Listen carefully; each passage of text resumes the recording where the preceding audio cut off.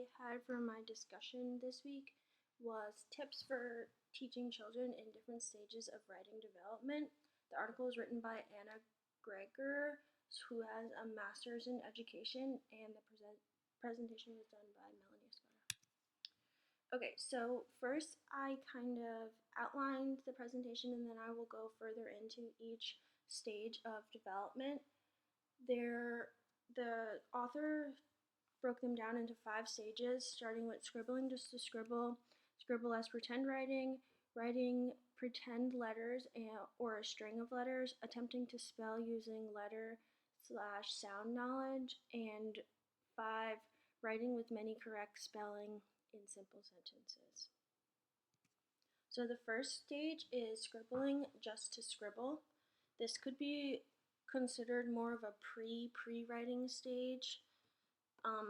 A 2 or 3-year-old might be at this stage at this point. They love to put caps on and off markers, and they like to just draw. They probably aren't trying to say anything specific, but you can still encourage them to make those scribbles and say something about it. So teaching tips at this stage would include setting up a regular time to scribble by giving a child a piece of paper, unlined piece of paper, and some fun coloring utensils. And it should be called writing. Maybe say, hey, let's do some writing today. While they scribble, talk to them about things they like. So in the example, this child was writing, he heard a siren, and the teacher asked him to write about the siren that he heard. He scribbled, and then when he was asked what it said, he said, it's a siren. So the next stage is scribbling as pretend writing, often next to a drawing. When a child makes scribbles and says, that's my name, they're writing. What makes something writing is not that it is conventional writing, but rather just the intent. In this stage, children many times draw pictures and then they draw scribbles underneath. So it's clear that they know the pictures and the print are different, even if the print isn't necessarily conventional printed letters. So teaching tips for this stage would include writing a daily message to the child, and then read it to the child pointing to each letter. Another thing to do would be after a fun day or an event, sit down with the child and write about it. The child can dictate while the teacher writes, then read it back to them and point to each word. Encourage the child to read it again, saying exactly what you said, and then tell other people what it says. Create a pattern language chart is something that can also be done. This could look like sentence starters on a chalkboard, and then the child can finish them. An example of this would be, I like to eat blank, or at the park I see blank. And then also it's important to take those scribbles seriously. If they say it's a grocery list, encourage that child to bring it to the grocery store, or if they say they wrote a letter to their grandma, put it in the mailbox and send it to the grandma. And then lastly, another thing to do at this stage is to provide writing materials to use during pretend play. So say the child is playing grocery store, give them a piece of paper and a pen or a pencil so that they can write a list for when they do go to the grocery store. And then when you go to the grocery store, bring that list. Or while they're playing house, they can write a to-do list. The next stage of development is writing pretend letters or strings of letters. So children learn more about print from watching people write and listening to books than they will try to write.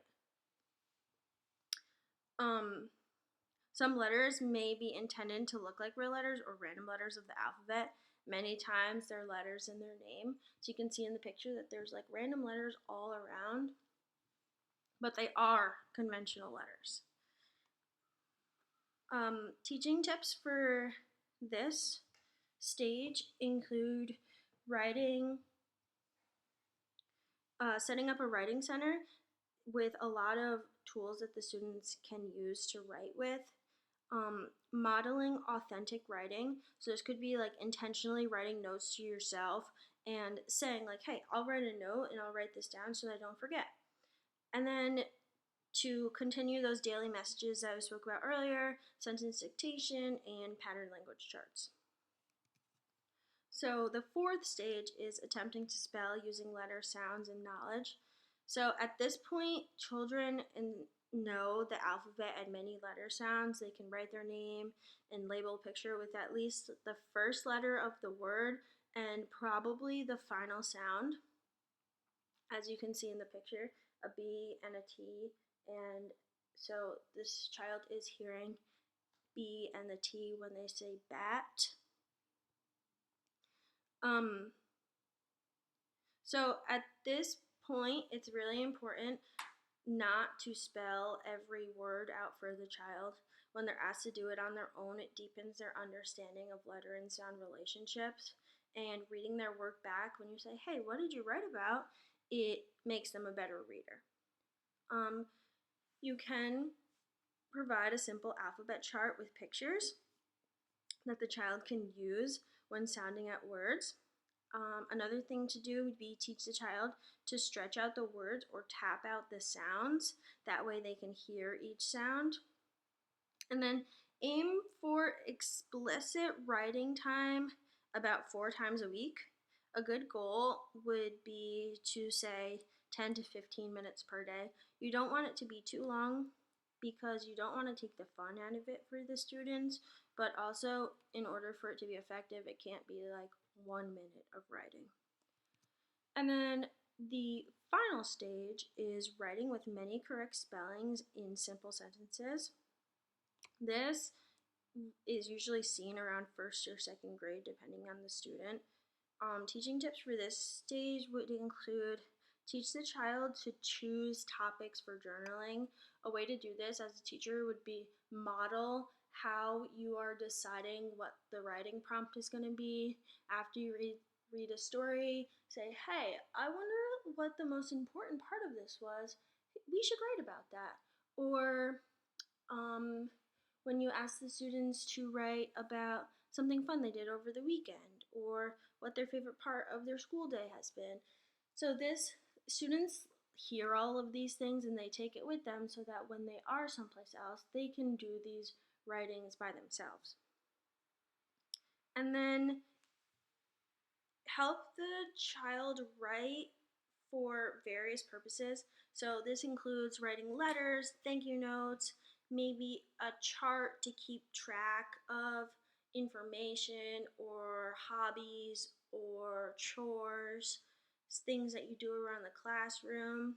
And then lastly, teach conventions of writing, including capital letters and punctuation, because the earliest that you teach this, the earliest they will learn it, and they will start noticing it in books and things that they are reading around in their lives. So this article specifically was about lower level development and how writing can incorporate it into children's lives before someone might even think that their child or student is writing. Starting in 1st grade, phonics instruction is taught on a daily basis, as we all know, and then following a very strict regimen. But I think these ideas can be used over and over again with modifications. Having a good foundation to writing is so important for later grades so that children can progress to more difficult writing and start to incorporate various writing styles like dialogue or narrative writing or creative short stories. So my questions to think about are, many of these things can be done at home. Do you think asking parents to work with their children this much is too much work for them? Should parents be expected to work with their children outside of school? How would you build on these developmental stages as students get older? And why do you think that these stages are important? And then lastly, how do you think having students work through these stages will help them find their own voice when writing?